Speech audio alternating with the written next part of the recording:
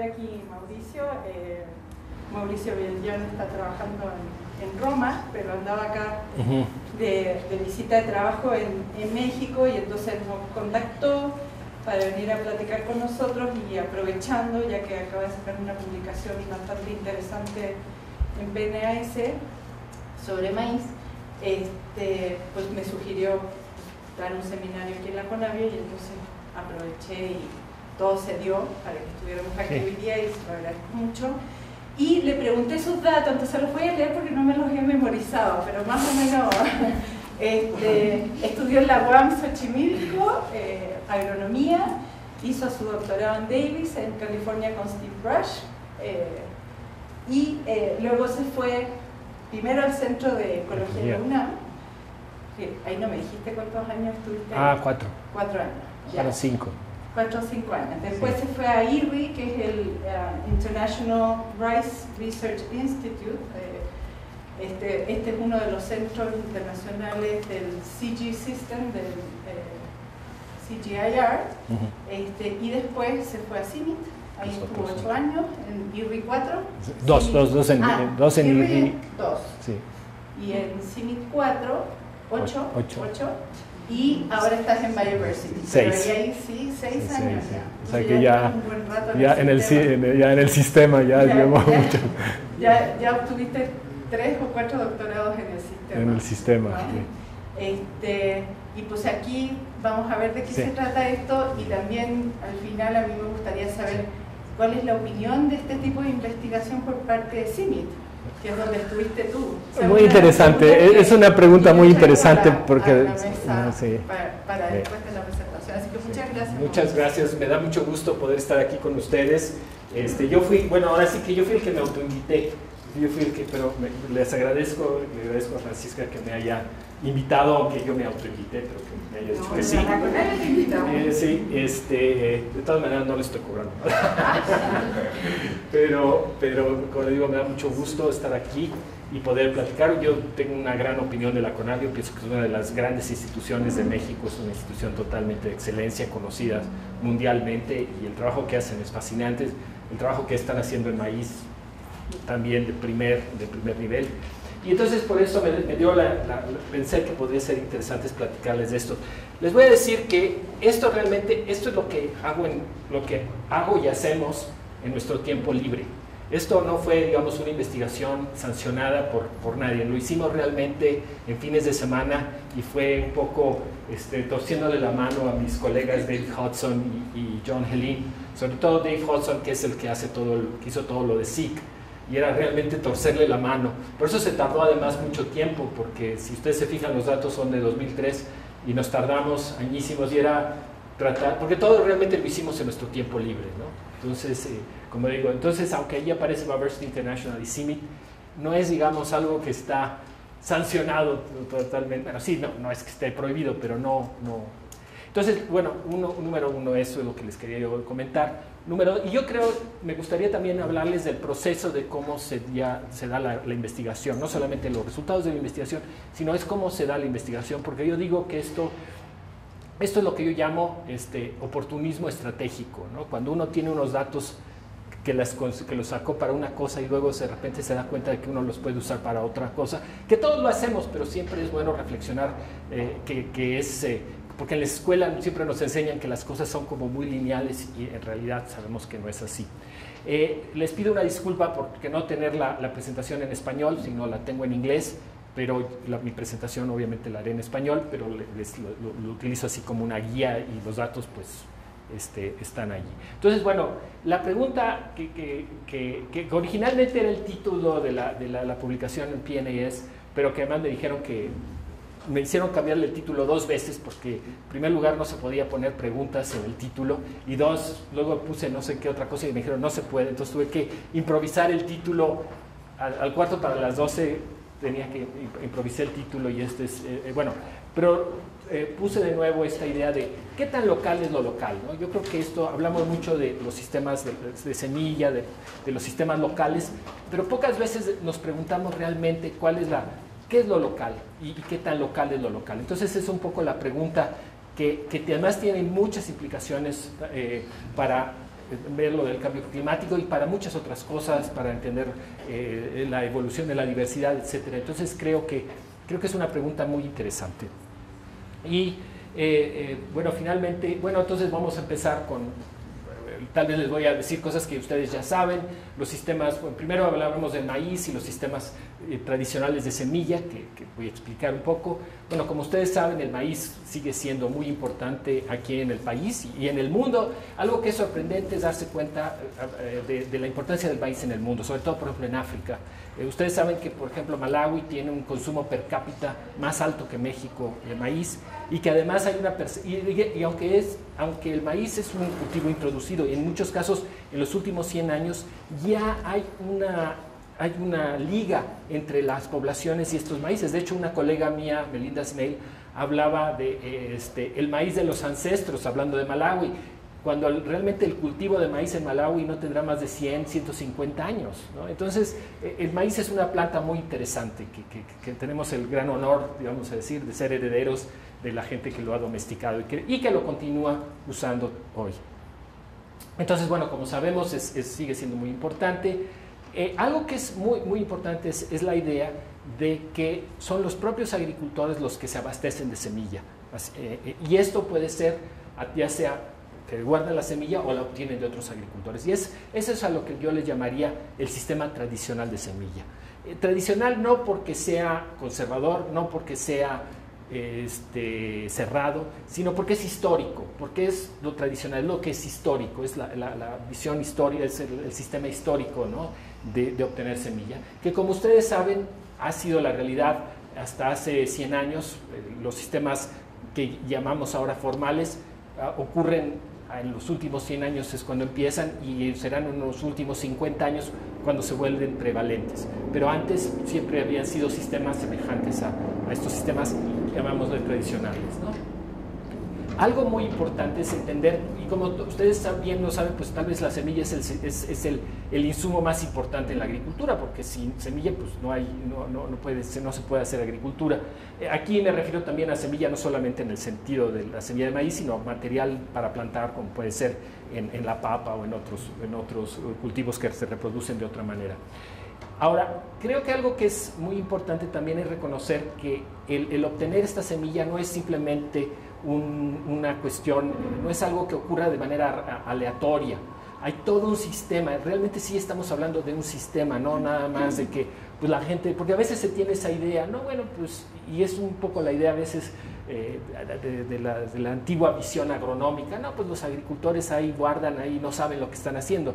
Mientras que creo que la evidencia, sobre todo en los últimos 20 o 30 años, ha mostrado que la semilla que todos los sistemas de semilla muy importantes, bien reconocidos, y en el caso de México ha habido investigaciones, por ejemplo, de mi colega Lone Batsue, que trabajamos juntos, donde al menos en estudios de caso se ha mostrado que es un sistema bien estructurado, que es parte del tejido social de las comunidades, donde hay reglas, donde además se esperan ciertas cosas y donde hay toda una economía, vamos a decir, moral, ¿no? Porque en todos estos sistemas más tradicionales la gente, aunque puede vender y comprar semilla, no lo hace por obtener dinero, ¿no? Lo hace por facilidad, porque es más fácil que te paguen porque se habla mucho del intercambio, yo te doy semilla, tú me das semilla, pero muchas veces yo quiero tu semilla, o tú quieres mi semilla, pero yo no quiero tu semilla, entonces es más fácil que te la venda. Pero esto no quiere decir que la gente lo hace por dinero, sino lo hace, y hay toda una serie de reglas de que no hay que darle semilla al que no se lo merece. Y este tipo de sistemas no solamente existen en México, sino están documentados en muchos otros lugares y están particularmente asociados a cultivos en sus centros de domesticación. Entonces estos sistemas tradicionales están basados generalmente en la familia, en los sistemas sociales, en las redes sociales, y hay estas ideas de equidad y de respeto a la semilla, ¿no? Hay una anécdota que me llamó mucho la atención. Hace muchos años, cuando trabajaba en el Centro de Ecología, que es el Instituto de Ecología, tenía unos estudiantes y fuimos a hacer unos muestreos en Guanajuato. y nos dieron algunas mazorcas, pero al final dijimos, bueno, ¿qué vamos a hacer con estas mazorcas? Realmente pues nosotros no las vamos a usar. Entonces nos paramos y estaba un agricultor en un campo y fuimos a charlar con él y estuvimos charlando y después dijimos, oiga, señor, ¿no le interesaría que le dejemos estas semillas? Y el señor nos vio con una cara de... Y lo primero que nos dijo fue, oiga, pero es que eso es semilla. O sea, inmediatamente reconoció que no eran cualquier mazorca, eran mazorcas que esto es semilla. ¿Están seguros que me la quieren regalar? Y le digo, sí, por estas. Pues muchas gracias, se lo agradecemos mucho. Eso quiere decir el reconocimiento, que alguien que ni siquiera sabía de dónde venía, inmediatamente identificó que era semilla, ¿no? Que era algo diferente al grano. Entonces, ahora, frente a esto nos podemos preguntar, sabemos primero, entonces allí ya establecimos la importancia de los sistemas tradicionales de semilla. Ahora, tenemos otra de las variantes que entran en esta situación, es el cambio climático. No tengo yo que explicarles, ustedes perfectamente lo saben, que es uno de los grandes retos que tenemos en el siglo XXI y que obviamente esto va a afectar a los pequeños agricultores, que tal vez son los más vulnerables a estos cambios, y como se ha dicho en otros foros, probablemente son estos agricultores y sus familias las que menos han contribuido al cambio global y sin embargo van a ser los más afectados por este cambio, ¿no? Entonces, sabemos que estos cambios van a ser muy importantes, van a ser complejos y además muy específicos a nivel local y a veces difíciles de predecir, ¿no? Entonces ahí tenemos un gran reto de cómo ver, cómo este cambio global va a afectar a estos pequeños agricultores que siguen siendo muy importantes a nivel no solamente de México, sino del mundo en desarrollo.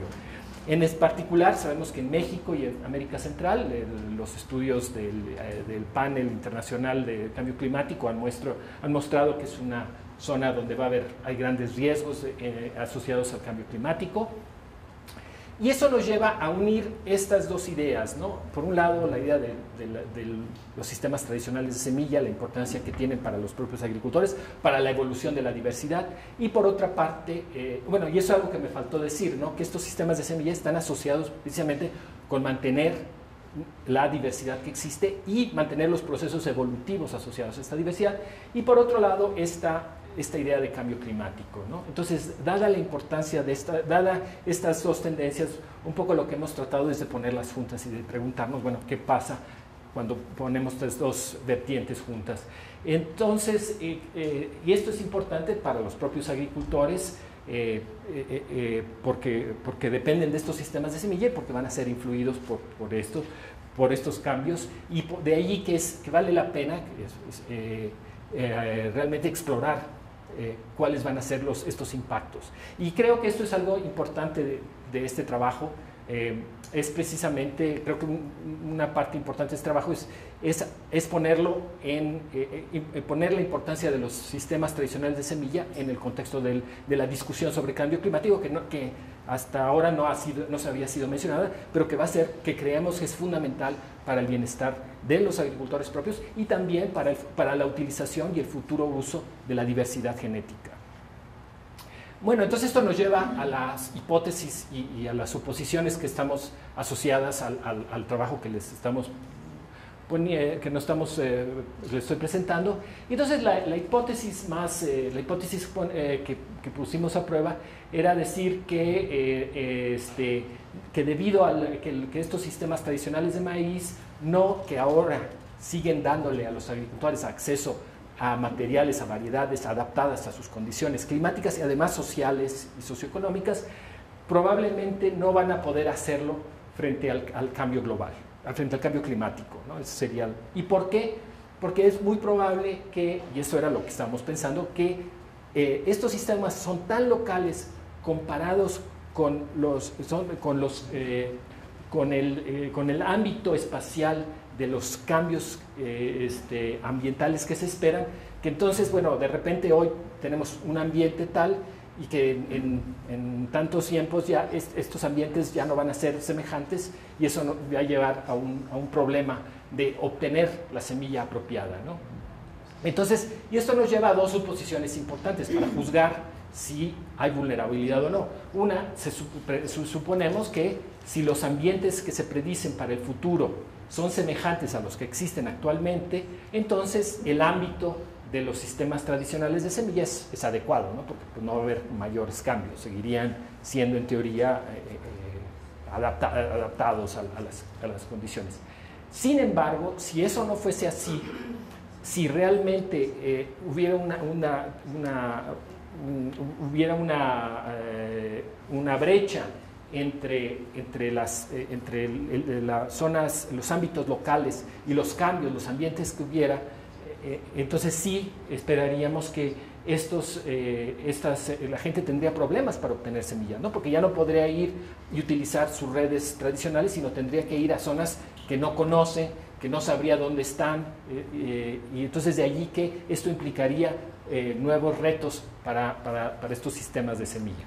Pero entonces, como si ustedes se fijan, todo esto depende de entender cuál es el ámbito de los sistemas de semillas frente al ámbito espacial de los sistemas de semillas, frente al ámbito espacial de los cambios climáticos que suponemos. Bueno, ¿cómo trabajamos sobre esto? Bueno, primero para estudiar el ámbito de estos sistemas tradicionales de semilla, lo hicimos en transectos en gradientes ambientales y fuimos de 10 a 2.980 metros sobre el nivel del mar en 5 estados del oriente de México: Veracruz, Puebla, Tlaxcala, Hidalgo y Estado de México. Lo que hicimos allí fue tomar una muestra aleatoria de 20 comunidades en 4 transectos, y en cada comunidad trabajamos sobre 20 agricultores con 20 hogares tomados aleatoriamente de la comunidad y con un total de 400 agricultores. Es importante decir que muestreamos no solamente a los hombres, sino también a las mujeres. También les preguntamos, casi toda la información fue a ambos sexos en el hogar, y que también tuvimos récords de gente que estuvieron en la muestra pero que ya no sembraban maíz. Entonces también teníamos esta idea. Tengo que decir que estos datos fueron colectados para otra cosa totalmente distinta. Esto fue colectado precisamente para un estudio que financió la Fundación Rockefeller sobre flujo génico en maíz. No sé si ustedes conocen a Jost van Herwaarden. Bueno, él luego fue parte de este equipo, y de hecho estos datos la idea era que servirían para usarse en parte del trabajo que él estaba haciendo. Entonces, como decíamos, estos datos venían de otra cuestión, pero nos dimos cuenta que podían ser utilizados en esta otra situación. Bueno, lo que hicimos fue hacer un inventario de todos los lotes de semilla. Acuérdense, los lotes de semilla, vamos a decir, es como la bolsa, ¿no?, de semilla que vas a sembrar, ¿no?, el grupo de mazorcas o de semilla que vas a sembrar.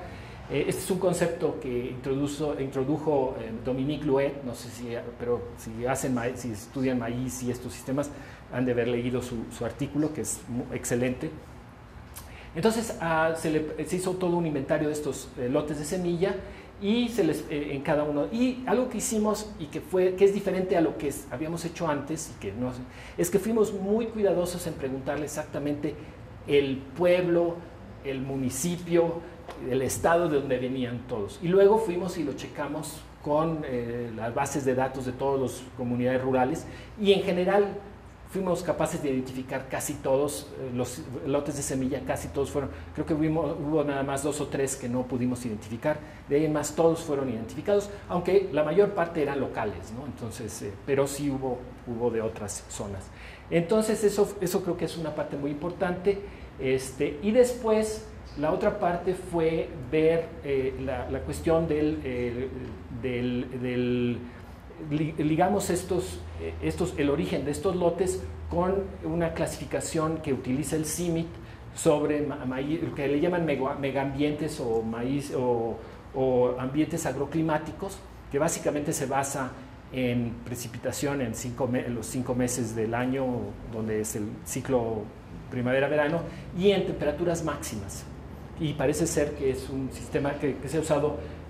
Parece ser que es bastante bueno con pocos datos se puede explicar bastante de la variación genotipo-ambiente.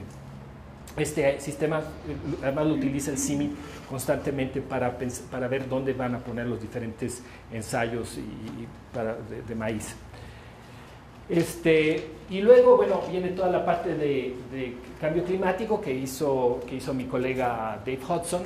Se utilizaron 3 de los grandes modelos de circulación del IPCC que se llevaron a la escala del área de estudio. Ya sé que me van a ir a preguntar que cómo hicimos el downscaling y todo eso. Yo les voy a decir que yo no sé por qué eso yo no lo hice. Así que de una vez les digo que desafortunadamente, porque yo sé que, aunque no es mi área, yo sé que esta es una de las grandes preguntas, que cómo se hace el downscaling, que la incertidumbre, etcétera, y lo sabemos. Y algo muy importante es esto, que entendemos que hay una gran incertidumbre, sobre todo cuando vamos de estas escalas globales a escalas locales, ¿no? Cuando estamos hablando de 10 o 11 kilómetros, ¿no? Lo que es la mitad de... entonces, obviamente hay bastante incertidumbre. La manera en que tratamos de lidiar con la incertidumbre es usamos estos 3 modelos, no les digo cuáles, pero están allí en la publicación, y 2 escenarios, y sacamos los resultados, la mediana de los resultados, ¿no? Entonces esa fue una de las maneras, y lo hicimos al año 2050, y mantuvimos el escenario del HADCM3, que era el modelo más extremo. Lo mantuvimos también, porque originalmente lo habíamos hecho nada más para el más extremo, pero los revisores nos dijeron no, háganlo mejor. Entonces de ahí fue que hicimos los otros. Entonces, bueno, esto es lo que hicimos, y entonces vimos, con esto se proyectaron los cambios en estos ambientes de maíz, y entonces vimos cómo cambiarían estos ambientes y con la distribución actual de estos sistemas de semilla. Bueno, entonces aquí estos son los transectos que hicimos. Aquí está el Golfo de México, está Veracruz, aquí está el Distrito Federal, y entonces fue aquí donde fuimos tomando estas muestras. Tienen 4 zonas agroclimáticas según el modelo de CIMIC, que era, bueno, wet lowland, lo diré en inglés, wet lowland, dry lowland, wet upper, mid altitude y highland. Y bueno, estas son las comunidades en general. Como ustedes se fijan, son comunidades con alta marginalidad, al menos en 2005. Entonces son sistemas bastante tradicionales. Y aquí les damos algunas de las características de estos. Estos son los ambientes que decíamos según se clasificaron. Y como ustedes ven, bueno, nosotros también tratamos de incorporar comunidades indígenas en nuestro muestreo. Y entonces aquí vemos que hubo un tercio aproximadamente de comunidades indígenas, había aproximadamente 4 cultivos asociados al hogar, también, bueno, algunas especies frutales, también algunas especies de animales domésticos, había bastante trabajo fuera de finca, muchas actividades distintas. Esto quiere decir que encontramos lo que uno esperaría encontrar, que son sistemas bastante diversificados económicamente, con una producción de maíz pequeña. Si ustedes se fijan, estamos hablando de entre 1,5 a 2 hectáreas, o sea que son también sistemas bastante enfocados al autoconsumo. Y en general teníamos diferentes tipos de agricultores, tanto de déficit, equilibrio y excedentes, que variaban. También, como ustedes se fijan, hay una gran variación por ambiente. También numerosos usos para el maíz. La mayor parte producen para el autoconsumo, pero también hay un porcentaje importante de gente que vendía. Claro, no siendo la parte más importante vender. También con migrantes y no solamente con migrantes en el país, sino migrantes fuera del país. Creo yo que esto muestra que es una muestra bastante representativa de lo que es el sector rural de pequeños agricultores en México, no comercial. Entonces sí corresponde claramente a lo que esperaría uno ver en las zonas sur, centro y sur de México. Y aquí ya entramos a la caracterización de los sistemas de semilla. como ustedes, estos son el número de lotes de semilla, que tuvimos 604 lotes de semilla. Todo esto es con base en encuestas, ¿no? 98, la mayor parte son variedades criollas. El tamaño, la mayor parte de la gente siembra más de un lote de semilla, que podría corresponder con más de una variedad, por llamarle de alguna forma. En general estamos hablando también de áreas, si suponemos que 16 kilos es aproximadamente una hectárea, pues la gente está sembrando pues 1,5 hectáreas en promedio, ¿no? Por lote de semilla. La mayor, es importante aquí que 3/4 partes guardaron semilla en 2003, o sea, la manera que obtuvieron semilla fue guardándola, y si no, la mayor parte de la semilla que no se guardó proviene de sus vecinos, de familiares, vecinos y familiares y vecinos. También otra cosa muy interesante es el número de años que se guardan, o sea, que son poblaciones, como diría mi colega Julien Berthaud, de larga duración, o sea, son semillas que están bajo el mismo manejo y las mismas presiones durante un largo tiempo.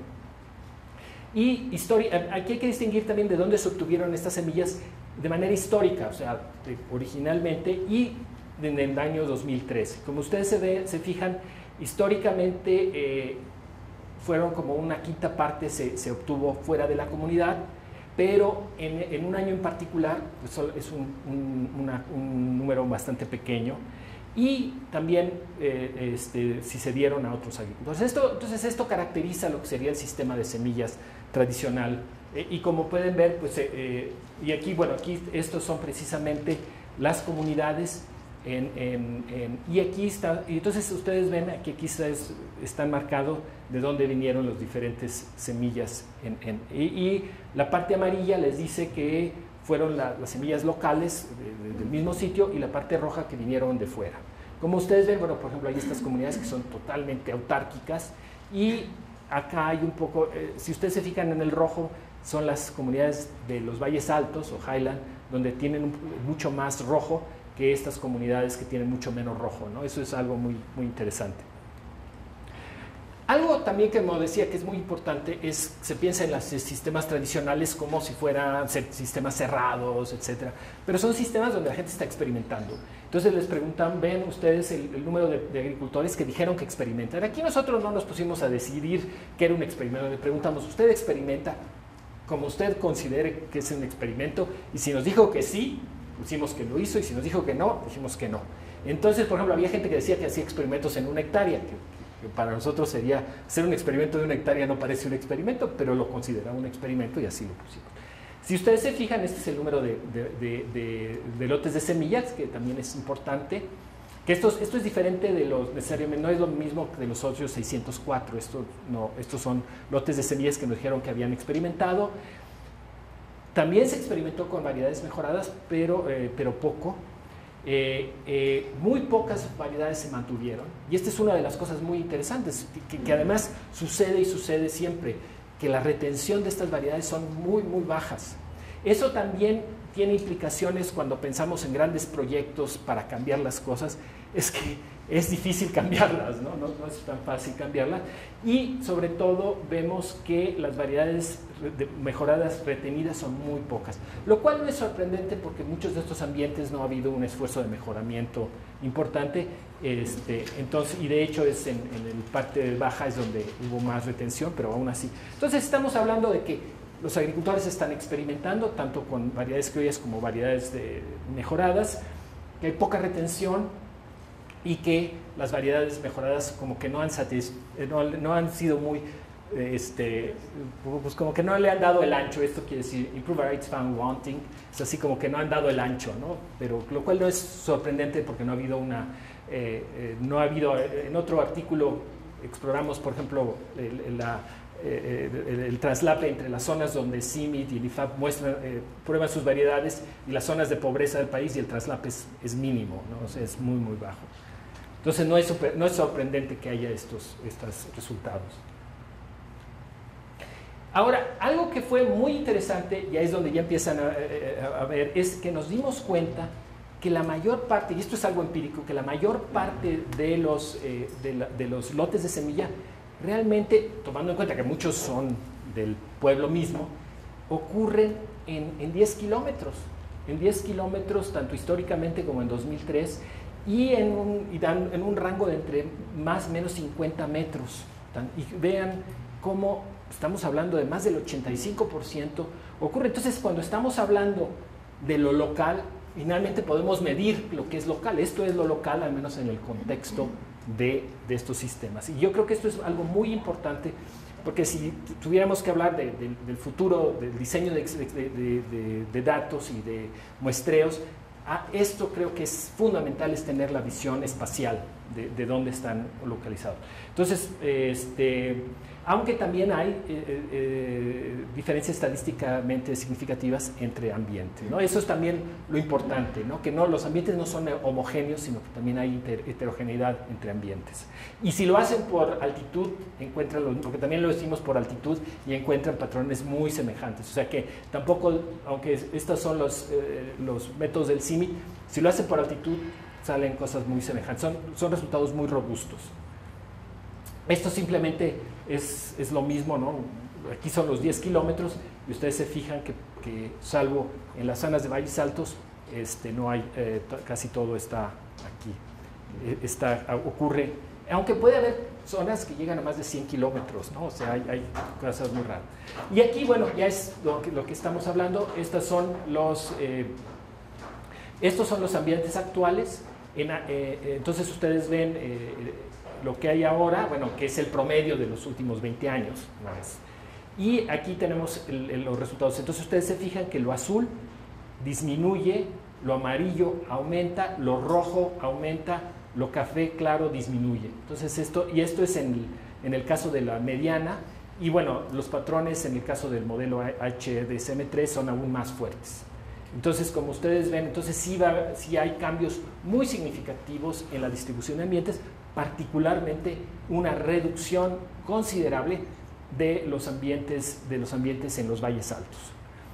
Entonces, bueno, aquí simplemente, tal vez no voy a entrar mucho, estos son los datos, pero algo muy interesante es que una de las cosas que decíamos, bueno, ¿cómo vamos a relacionar estos datos con los cambios climáticos? Entonces dijimos, bueno, vamos a contar, mi colega Dave Hudson dijo, bueno, contemos el número de píxeles, dado que son 10 kilómetros, lo que es el rango, el ámbito de los sistemas de semilla, contemos los píxeles según el ambiente en el que se clasifican. Ustedes me podrán decir, aquí no estamos tomando en cuenta ni la topografía, ni la comunicación, digo, hay otra sofisticación que se podría hacer, pero este es un primer esfuerzo, pero ya nos da una idea interesante. Entonces, bueno, vemos obviamente los grandes cambios, como decimos, se da en este ambiente de valles altos y en el ambiente que disminuye, y el ambiente del dry mid altitude que aumenta, ¿no? Y como ven, en general la temperatura aumenta y la precipitación disminuye, ¿no? Que es lo que esperaríamos. Pero algo sorprendente es que en este ámbito de los 10 kilómetros, siempre, excepto en los valles altos, en todos siempre, dentro de esos 10 kilómetros, están todavía los ambientes actuales, los ambientes futuros ya existen. Entonces, de ahí podemos decir que, según nuestra suposición original, que entonces, al menos en teoría, no debería de ser tan dramático el cambio, lo cual fue un resultado muy sorprendente para nosotros, porque nosotros esperábamos que hubiera habido cambios muy fuertes. Entonces esto yo creo que también habla de que de alguna manera la heterogeneidad que tiene el propio país también de alguna manera permite que haya acceso fácil a estos ambientes futuros, ¿no? Eso fue una cosa que un comentario que me hicieron, donde sí se ven un cambio muy fuerte. Bueno, un cambio importante es en del mid altitude, mid highland. Bueno, prácticamente ya les dije los resultados. Los sistemas son locales, son 90% vienen de 10 kilómetros, la mayor parte se guardan o se obtienen de agricultores, generalmente de familias, entonces se conforma totalmente con la visión de los sistemas tradicionales que decíamos. Algo interesante es que, si bien el sistema de Highland, o sea, de valles altos, es el que va a tener tal vez los efectos más dramáticos, es el que es el que tiene más abierto en el sentido de que más cosas entran y salen. ¿Se acuerdan del rojo que les decía? Y entonces, pues de alguna manera eso también indicaría que tiene buen potencial de adaptación a estos. Bueno, cambios esperados, que va a haber cambios importantes, y bueno, ya se los dije, ¿no? Lo que decíamos, que excepto en el ambiente alto, ya existen estos ambientes en los 10 kilómetros, entonces parece ser que los sistemas tradicionales parecen ser mucho más resilientes, vamos a decir, de lo que uno hubiera esperado originalmente, ¿no? A reserva de que esto, como les decimos, esto es un primer esfuerzo, se podrán hacer análisis más sofisticados, se podrá mejorar mucho, pero es como dar el primer paso, sugiere que estos sistemas, para nuestra gran sorpresa, son bastante más resilientes de lo que esperamos. Otra vez, otra cosa muy importante, y este es el trabajo de Hugo Perales y su colega Mercer, que han sembrado en jardines, han evaluado a nivel de Chiapas, pero que las variedades criollas de los valles altos parecen no tener la plasticidad necesaria para adaptarse, ¿no? Pero eso es algo que todavía requiere mucho más investigación. Entonces, uno diría que desde un punto de vista de acción, particularmente son en estos ambientes de valles altos donde habría que tener más cuidado, tanto de conservación como de acción. Esto implica, y luego hay que pensar de las cuestiones de implicaciones, es cómo crear nuevos vínculos entre estos agricultores y los agricultores, por ejemplo, que están en los ambientes. Uno se podría imaginar, hacía el comentario, que si sabemos que estos ambientes se van a parecer a los que están, si los de hoy se van a parecer a los que están allá, pues algo interesante sería poner las variedades criollas de allá y de las de allá acá, y luego además llevar a los agricultores de aquí a que platiquen con los de allá y los de acá que platiquen, y ver qué sucede, ¿no? Porque creo yo que esa sería una manera realmente de tener verdaderamente una visión clara desde la perspectiva de los agricultores sobre cambio climático, porque hasta ahorita mucho de lo de cambio climático que es valioso es preguntarles a los agricultores qué piensan, pero sin darles realmente, creo que sería mucho más poderoso decir, miren, según lo que nosotros vemos, su ambiente va a ser como este ambiente. ¿Qué piensan? ¿Cómo la ven, ¿no? Entonces yo sugeriría que esta es una de las áreas donde se podría hacer una investigación participativa y muy, muy interesante. Porque además no sabemos cómo reaccionaría la gente. Podrán ustedes decir que para 2050 ya no va a haber agricultores de maíz tradicionales en México, no. Pero bueno, digo, no, porque luego eso dicen, cuando hago estas presentaciones siempre me dicen, y es una visión muy común, que además de acusarme de que yo quiero mantener a los agricultores pobres porque estudio a la diversidad tradicional y promuevo, entonces, bueno, aquí tengo una audiencia, creo que es amable en ese sentido. Entonces, bueno, tenemos que hacer, bueno, y ya para terminar, algo muy interesante es decir, bueno, ¿por qué una investigación con 20 comunidades en 5 estados de México, qué importancia tiene?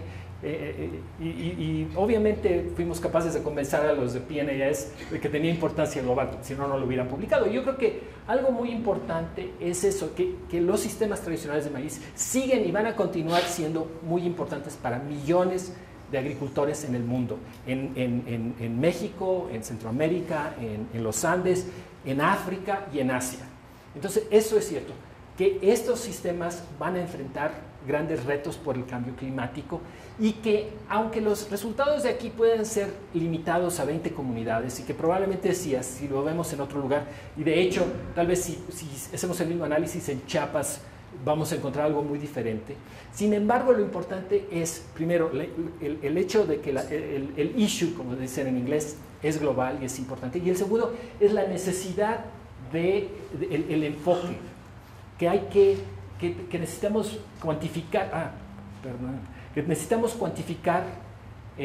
este ámbito espacial de los sistemas y que tenemos que relacionar este ámbito espacial con la distribución de los ambientes de maíz o del cultivo que unos quieran y ver cuál es la correspondencia entre estos sistemas de maíz y estos ambientes. Yo no digo, por ejemplo, otro ejercicio que uno podría hacer, que yo no lo puedo hacer porque no sé lo suficiente de SIG, pero es hacerlo ahora para todas las comunidades rurales de México, suponiendo que son 10 kilómetros o 20 kilómetros, entonces podría hacer una serie de simulaciones y hacer ya un ambiente mucho más sería como uno de los siguientes pasos que podrían ser. Y ya con eso termino mi presentación. Muchas gracias.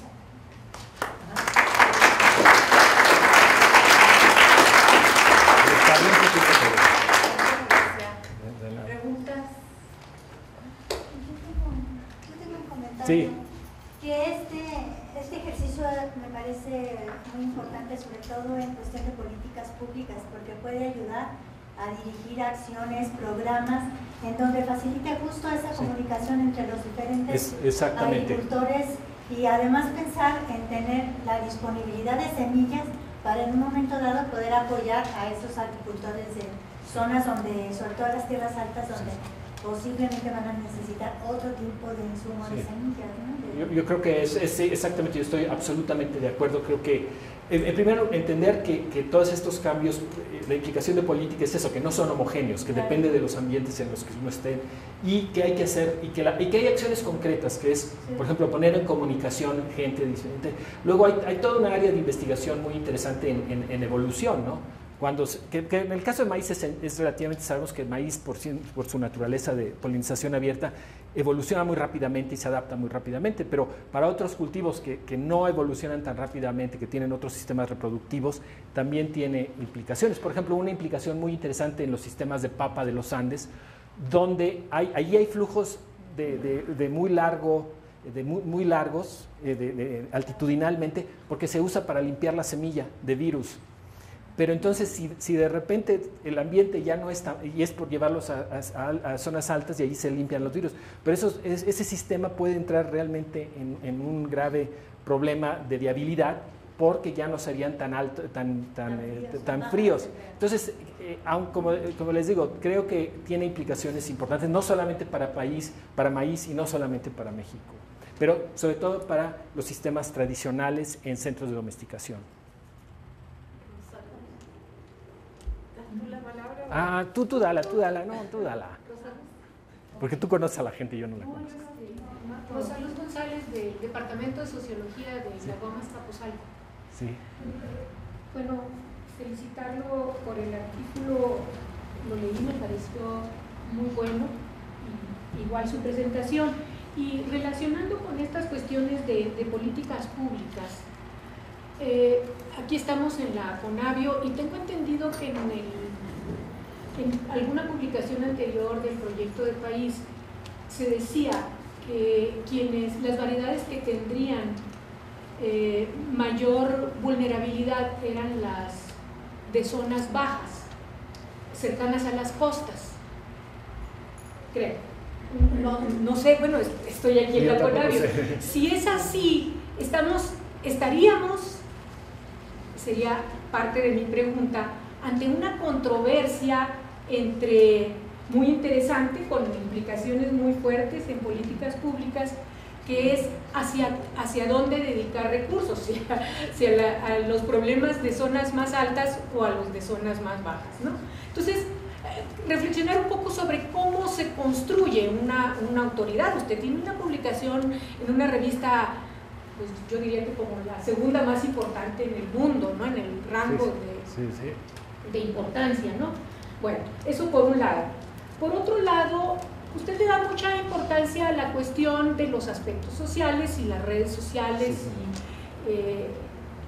no estas del Facebook, sino las otras redes sociales. Es la misma, además, una está...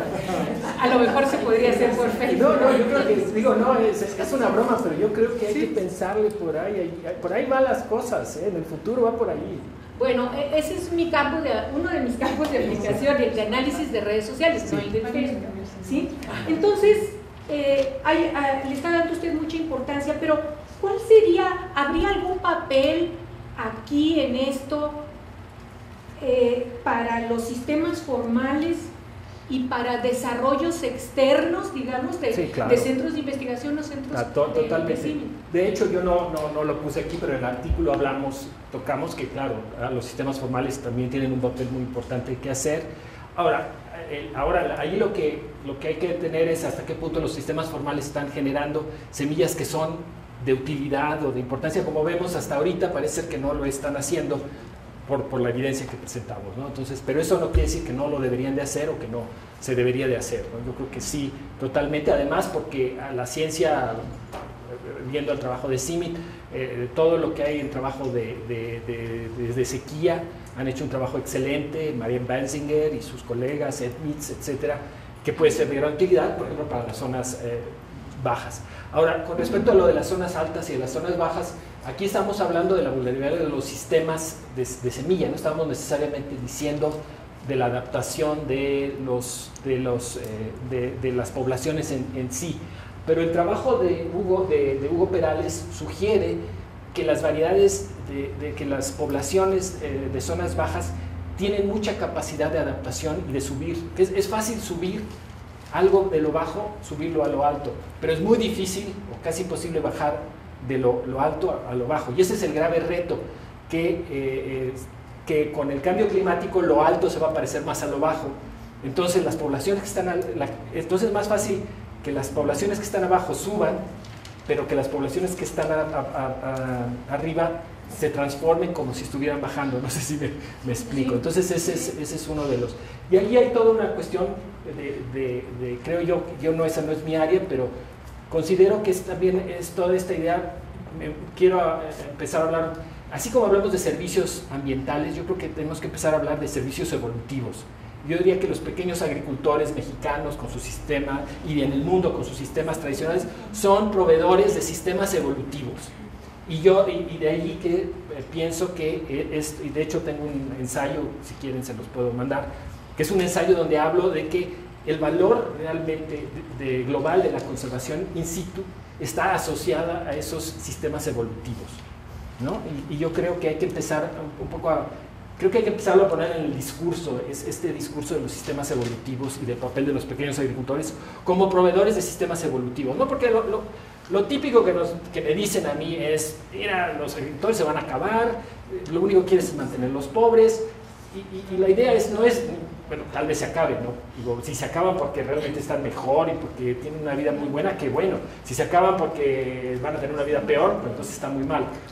Y yo creo que reconocer esta multifuncionalidad también de estos sistemas, incluyendo tanto de la coevolución entre las poblaciones de cultivos y los agricultores, ¿no? Entonces, creo yo que ese es parte también del discurso que podemos empezar a pensar. Esto no quiere decir que todos los agricultores en el mundo tengan que ser pequeños agricultores, pero que en un sistema donde que lo que necesitamos es realmente una coexistencia entre los sistemas formales, industrializados, que generan, nadie va a negar la importancia de la agricultura industrializada, que también puede mejorar mucho, eso también, y también de esta agricultura más pequeña, pero que está generando esta evolución. De hecho, hay un trabajo muy interesante, y eso es lo que voy a hablar, me han invitado a hablar pasado mañana en un simposio sobre recursos genéticos, y eso es una de las cosas que les quiero presentar.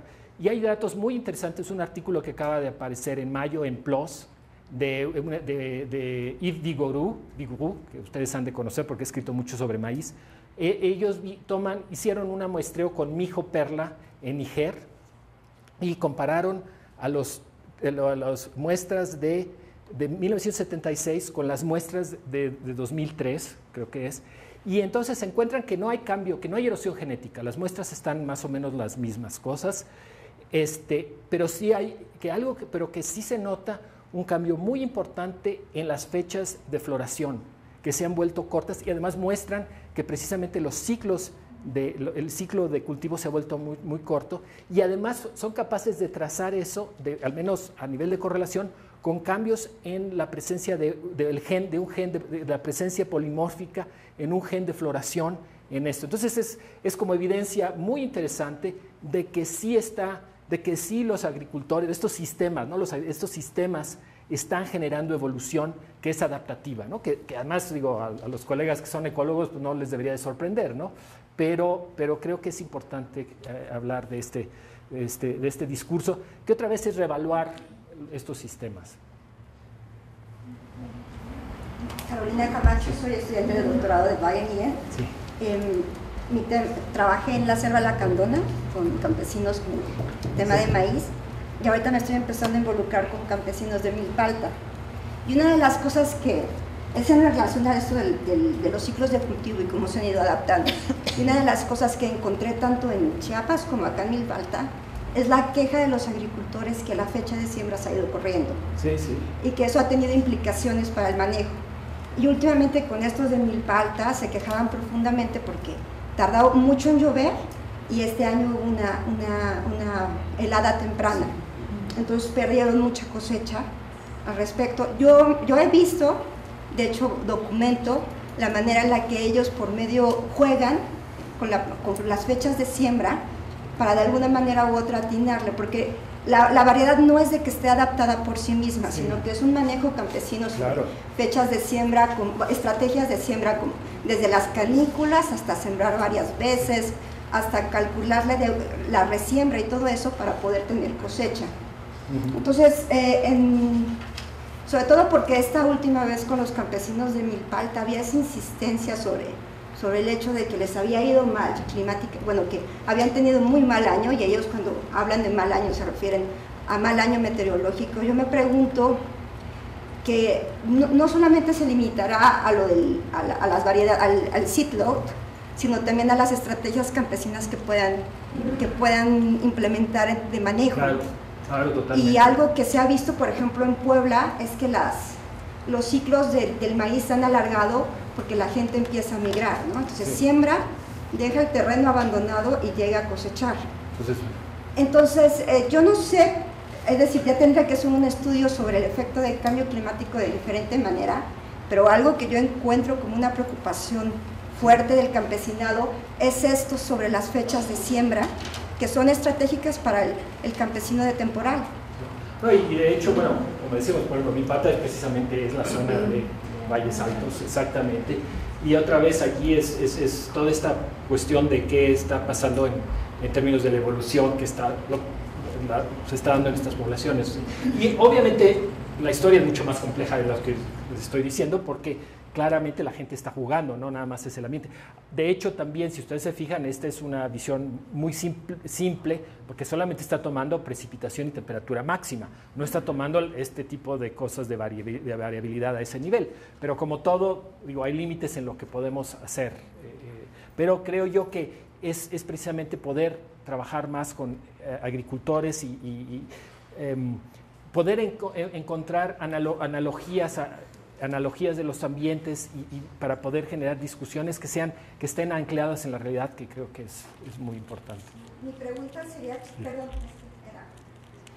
si con estos estudios sobre climas se podrían llegar a proponer diferentes fechas climáticas y estaciones fenológicas. Eso está yo creo que un poquito complicado. Porque al final de cuentas es eso lo que... Sí, pero eso está más allá de esto. Estos modelos son bastante gruesos, no llegan a ese nivel, pero es un área que valdría la pena trabajar más.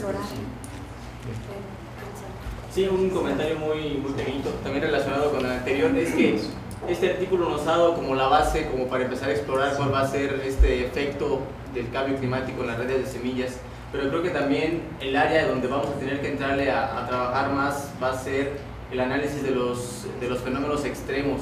Sí, porque claro, absolutamente. Tienen otra implicación en la relación, porque los modelos no los podemos predecir con los modelos, pero creo que son los que van a tener mayor impacto en las poblaciones de maíz, ¿no? Por ejemplo, este año en los Valles Altos una helada a principios de septiembre, y del eje volcánico hacia el norte una sequía que ha acabado con todo el cultivo de temporada, ¿no? Entonces, totalmente. Y que con año con año va a ir cambiando también. Totalmente de acuerdo. La helada en Sinaloa. Totalmente de acuerdo, ¿no? O sea, como digo, esta es una primera aproximación. ¿Qué tal, Adelita San Vicente, colega? Sí. Pues a mí me llama mucho la atención pues las conclusiones. Creo que son conclusiones a las que estamos llegando. La ciencia formal, está llegando la ciencia formal y inscribiendo en artículos pues de alto rango, muy interesantes, de algo que algunos hace mucho están llamando la atención, ¿no? El maestro Xolo, para empezar, de que estos sistemas tienen la capacidad, no solo ahora con el cambio climático, sino antes de lo que pues ha sucedido. La realidad es que hoy en México pues las semillas híbridas es muy bajo, el censo marca 14% de uso de semillas híbridas, el doctor Espinosa maneja 25%, pero es muy bajo el uso de semillas híbridas, a pesar, digo yo, de la Revolución Verde, del trabajo del CIMIC, del trabajo del INIFAP. Entonces, como que siento que ahorita estamos regresando a revalorar esta agricultura campesina, me parece sumamente importante, más frente al cambio climático. Yo soy de las que creo que sí van a permanecer porque tienen una magia que es más allá de la ciencia, pero lo que me preocupa, y es mi pregunta, tú hablaste al principio del futuro del uso de la diversidad genética, y hablas también de esta nueva concepción, ¿no?, de servicios evolutivos, y al mismo tiempo, Mauricio, yo veo que tú trabajas para Bioversity, ¿no?, que es, o sea, esto nos lo presentas como Bioversity, que es una ONG internacional. Entonces, la preocupación central, y yo creo que en un lugar de políticas públicas, y hablando de políticas públicas las tenemos que hablar muy claro, o sea, México es un centro de origen fundamental, y lo que podemos encontrar en nuestras variedades, o en este trabajo campesino, en esta experimentación campesina que se da, y que lo que dice Bertó es pues muy claro, ¿no?, es de diversificación constante, dice Carweger, es un trabajo de experimentación. Entonces, ¿hasta qué punto? Y hablando en términos de capital, porque pues eso es lo que permea en este mundo ahora, hablando en términos de capital, ¿hasta qué punto hay un interés de hacer este tipo de investigación para acceder a las innovaciones campesinas de la, yo sí le quiero llamar, y que voy a estar haciendo un esfuerzo por encontrar los parámetros epistemológicos de esta ciencia campesina, ¿no? Entonces, yo creo que esto es muy preocupante. Tú que vas, vienes, que estás en este esfuerzo internacional, que bueno, es una preocupación de un sector de, por lo menos de organizaciones no gubernamentales, de los propios campesinos. ¿Cómo protegemos esto, no? Realmente el gobierno mexicano, con excepciones como Conavio tal vez, tiene un esfuerzo hacia el otro lado, ¿no?, hacia apoyar que Monsanto o que las grandes empresas usen esta diversidad. Entonces, ¿cómo podemos, no solo con los campesinos, sino como políticas públicas, proteger este conocimiento, esta ciencia campesina? Bueno, primero reconocerla como que tiene valor, ¿no? Porque yo creo que ese es el primer lugar, porque ahí hay todo un problema a veces hasta ideológico, ¿no?, de lo que es valioso y lo que no es valioso.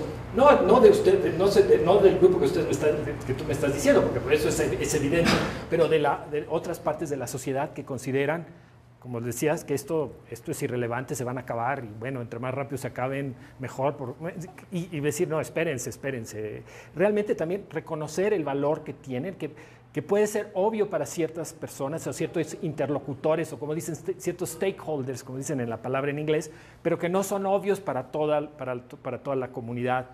Yo creo que eso es una primera parte. Ahora, nosotros sabemos que hay toda esta serie de acuerdos internacionales con la CBD, la Convención para la Biodiversidad, de la Diversidad Biológica, que hay toda esta discusión de cómo podemos mantener, y ese es el balance, ¿no? Cómo podemos mantener, cómo podemos reconocer y premiar a aquellos que mantienen esta diversidad, pero también que pueda ser útil para globalmente, ¿no? Ese es uno de los grandes retos, que hay que balancear lo privado con lo público, ¿no?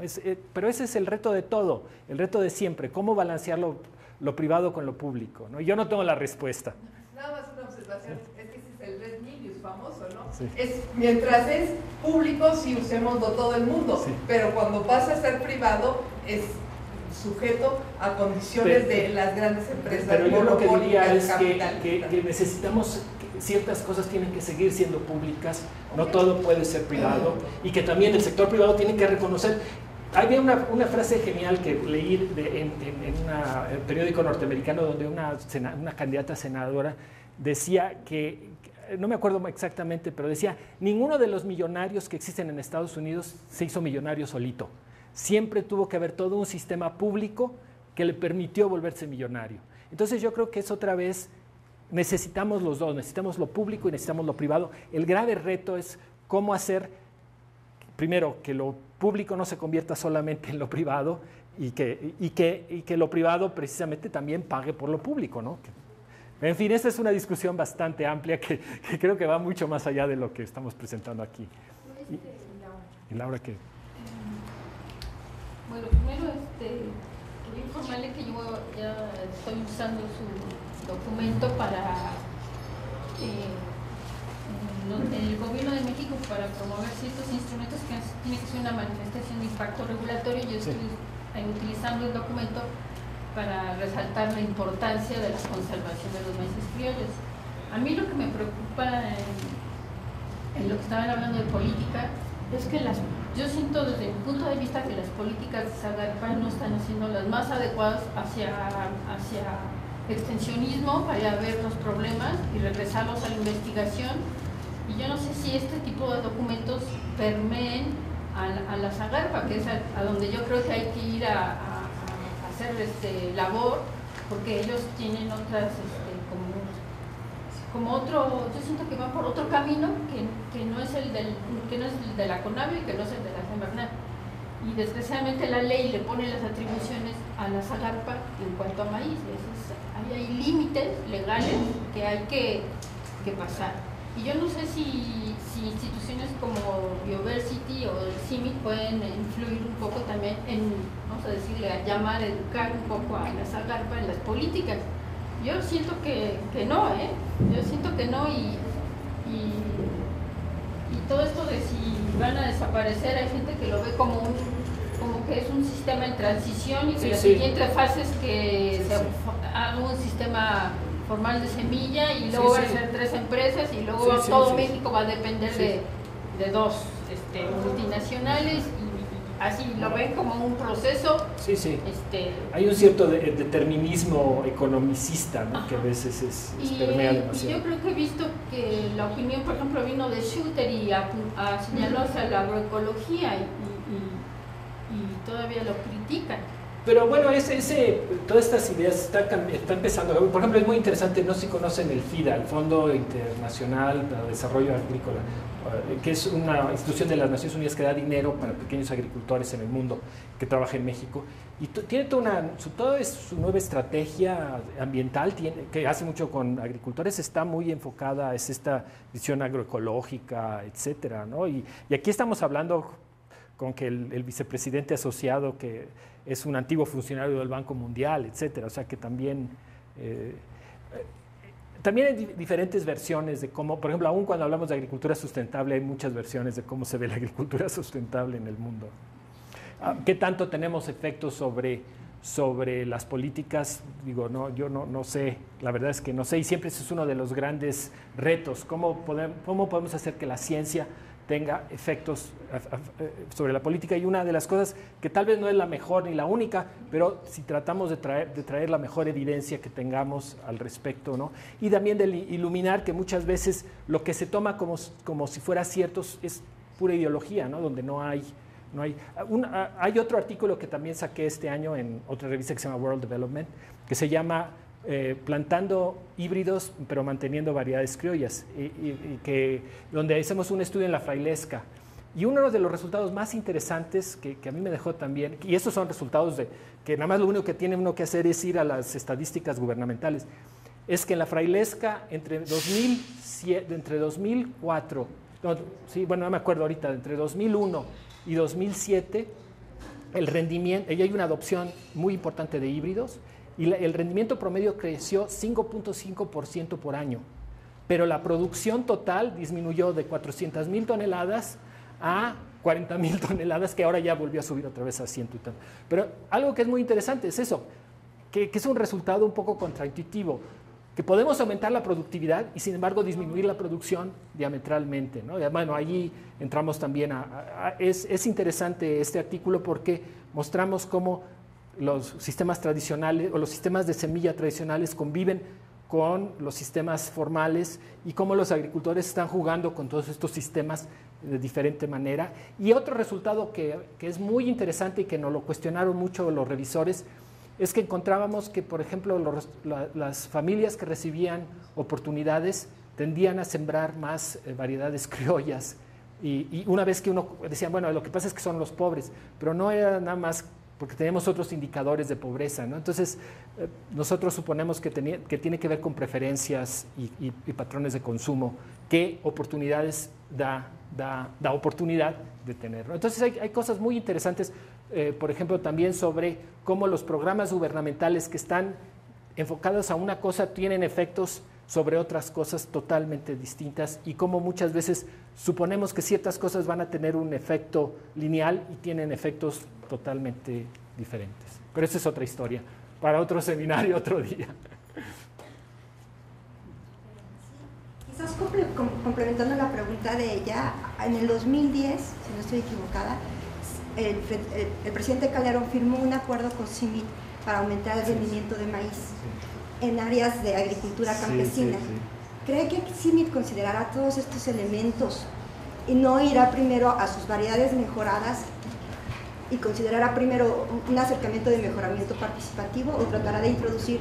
La verdad es que yo no he podido leer todavía, vamos a decir, la teoría de cambio que está detrás del programa, entonces no puedo opinar porque nunca la leí, no sé, ahora está muy de moda eso, hablar de la teoría de cambio, o sea, si vamos a ir de aquí para acá, ¿cómo le vamos a hacer, no? Y eso es lo que yo no sé cuál es la teoría de cambio. De hecho, yo le escribí al director de CIMIC diciéndole a título personal que tuviera en cuenta todas estas investigaciones y él me dijo que sí, que claro, que cómo no, que... Entonces... Es un poco, bueno, yo creo que por Masagro es el programa, ¿no? Sí, Masagro, exactamente. es un poco esta misma preocupación. ¿Hasta dónde? O sea, se está volteando a los pequeños productores, no tanto para ayudarlos, sino para llevarse su conocimiento, su gran conocimiento campesino y sus recursos. Lo que a mí me parece peor todavía es que, yo creo que ni ese siquiera, muchas veces puede no ser ni siquiera eso, sino que a veces existe una visión de que la manera de hacerlo es tal visión y no hay, o sea, de que realmente muchas veces hay muy buenas intenciones. Realmente la gente cree que lo que queremos es mejorar la vida de la gente. Yo creo que sí lo puede haberlo. La pregunta es si realmente esta es la manera más apropiada de hacerlo, etcétera, ¿no? Perdón, nada más. Yo creo que en políticas públicas no podemos hablar de buenas intenciones, sino de intereses económicos muy fuertes. Sí, pero... Y en el tema de Masagro es otra vez esta situación que está enfocada a los recursos genéticos, a los pequeños campesinos, una gran cantidad de dinero y muchas organizaciones, incluida la Unión de Científicos Comprometidos, cuestionamos en la Cámara de Diputados que este recurso lo manejara CIMIC, que no es una institución pública nacional, y no el INIFAP, que es nuestra institución pública nacional de investigación. Y ahora sí que ni nos vieron ni nos oyeron. Y raramente Masagro, si ustedes lo ven, está recibiendo financiamientos de Monsanto, de todas las grandes empresas nacionales. Entonces, yo sí llamaría la atención y es un poco nuestra lucha, llamar la atención de que nada es de gratis y que todo se mueve por intereses. Y el interés atrás de todo ello pues puede estar siendo el conocimiento campesino.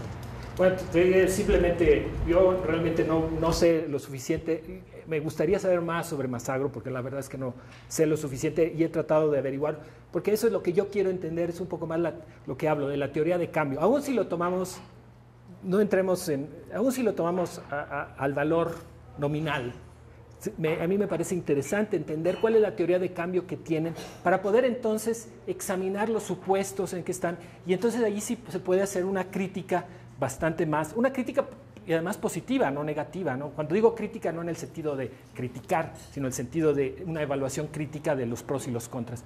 Pero para poder hacer eso tenemos que tener una visión de cuál es la teoría de cambio que está detrás de todo el programa o de las teorías de cambio. Y desafortunadamente, bueno, yo no sé dónde estarán, pero me imagino que, de que las hay, las debe de haber, porque yo no he leído, tampoco esto es algo que yo hago así un poco en mi tiempo libre, no es algo que es parte de mi trabajo de todo el tiempo, ¿no? Pero sí me interesa y yo creo que estas experiencias son muy importantes de traer pues realmente de traer todo lo que hemos aprendido desde Hernández X. Por ejemplo, regresar al Plan Puebla, ¿no? ¿Cuánto aprendimos en el Plan Puebla, ¿no? Entonces hay una gran experiencia de riqueza institucional que se puede aprovechar en estas... yo soy más optimista, yo lo veo como... Yo tal vez soy muy naif, pero yo sí creo que hay veces hay buenas intenciones que a veces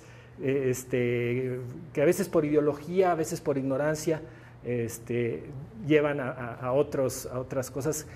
Aunque, digo, yo habiendo trabajado en CIMIT, considero que, a pesar de que mucha gente no lo crea, yo sí creo que es una institución que tiene muy buenas intenciones, y eso sí yo lo creo honestamente, habiendo trabajado allí. O sea, hay buenas intenciones, realmente se quiere mejorar la vida de los agricultores, se quiere contribuir a mejorar. Eso yo creo que eso yo no tengo ninguna duda.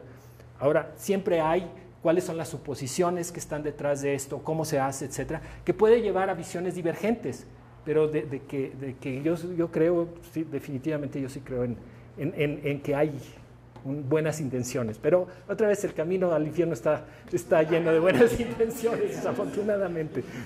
El Masacre tiene partida presupuestal, eso quiere decir que Zagarpa hizo toda una preparación para que entrara al presupuesto de la nación. Entonces, en ese sentido, hay que tener algunos tipo de mediciones de lo que totalmente. De lo que tiene que simplemente hacer. Yo no las conozco. No, yo nada más les digo que debe de existir. No sé dónde está, pero sí tiene partida presupuestal, por lo menos este año sí. Y muy amplio. Bueno, pues le damos un aplauso al doctor. Gracias.